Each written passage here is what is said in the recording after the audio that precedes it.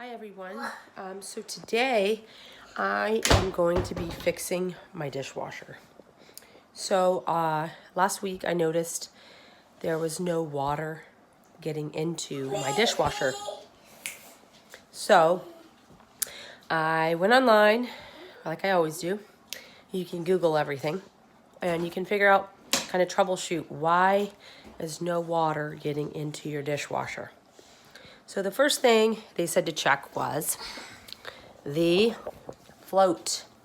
So in mine, right here's the float. If you take that off, which is a little screw, there's like this little kind of knob that should go up and down. You should kind of click on it and it should go up and down. Well, I figured out that was working properly, so it wasn't that. Number two reason why you won't have water coming into your dishwasher, there could be a clog in the line, which I determined there wasn't in mine. My disposal was working properly. So number three was the water inlet valve. So needless to say, when I looked online, they said to put water into the base of the dishwasher. So I dumped about 1 gallon of water and I kind of tricked the dishwasher. And guess what? It started washing my dishes. So there's definitely no water going into my dishwasher. So I went online, looked up the part that I needed. There's a model number that you can look up right here on the side of my dishwasher. It will show you exactly what it is. So I looked up my dishwasher from that model number and I put water inlet valve. And guess what? A picture came up and it looks like this. So I went to my local hardware store and guess how much they were wanting to charge me? $60 for this piece. I was like, are you kidding me? I could go online and buy that for 30 bucks. Or actually I got this for $26.44. So anyways, I'm going to put it in and I will let you know how it goes and I'll walk through the steps.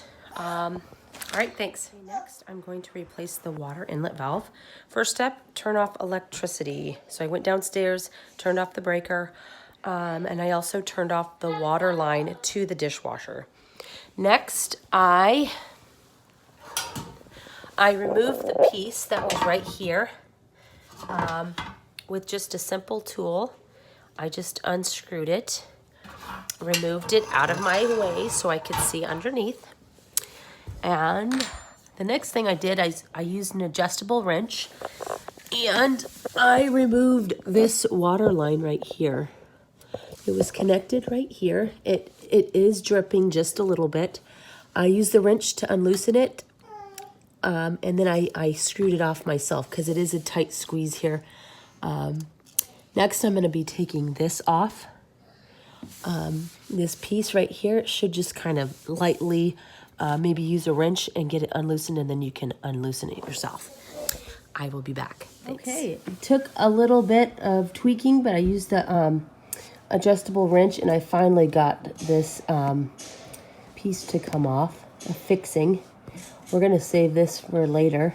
I'm just going to take that off. So that's the fitting. Okay. Okay, now we are moving on. We need a hex edge screw tool that looks like this. It says 8 millimeter. Has an end like that.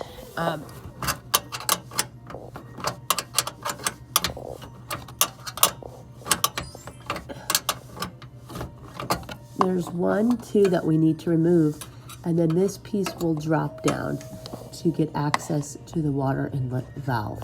Okay, once you remove the 2 screws, the mounting screws with an 8 millimeter hex edge screwdriver, you are going to, this is connected here, you gently pull it down, and we need to disconnect this wiring piece. So I had to really pull, but I disconnected this wiring harness from the inlet valve.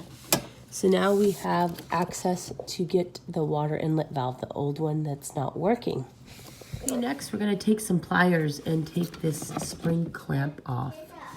I'm gonna have to use the pliers to get back there and push these together and move it up so I can remove this tube from the water inlet valve.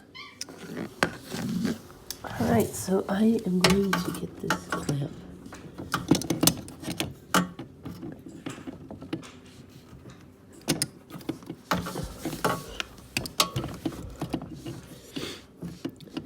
It's kind of hard to reach in here, that's for sure. Okay, so I moved the clamp back using some pliers.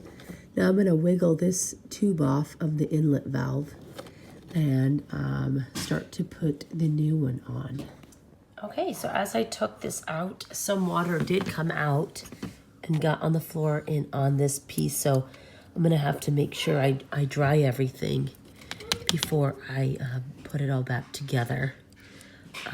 But yes, there will be a little bit of water that comes out. Okay, I got this removed. The next step is to take this fitting and to take the old Teflon tape off. Because after we install the new water inlet valve, we're gonna have to put this fitting back on. Okay, now we're gonna take some new Teflon tape and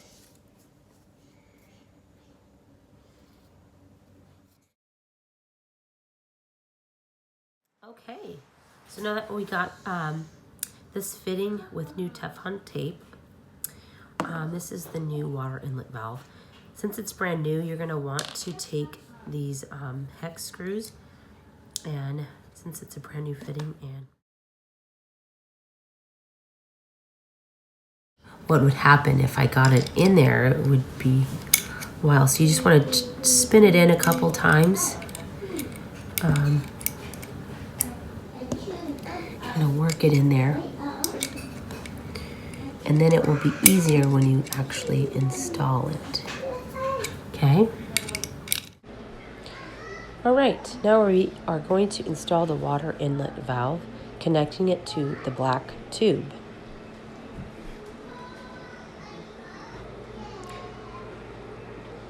As you can see, you need to move the clamp back down on the black tube. Using some pliers, you need to reach back and grab the clamp and adjust it and pull down on the black tube.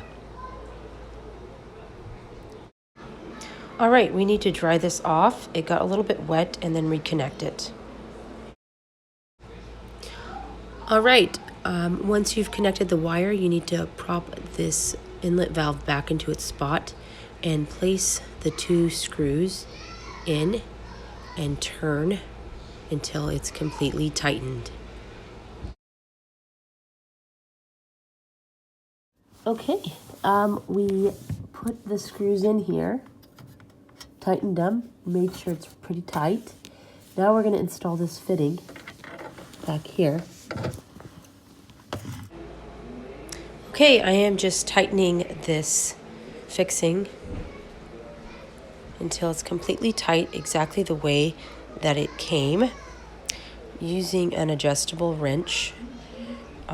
Just keep turning until it's exactly the way you had it when you first uninstalled it.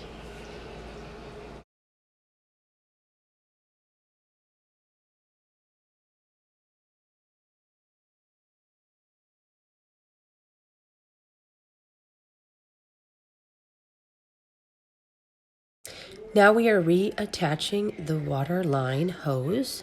Make sure it's nice and tight.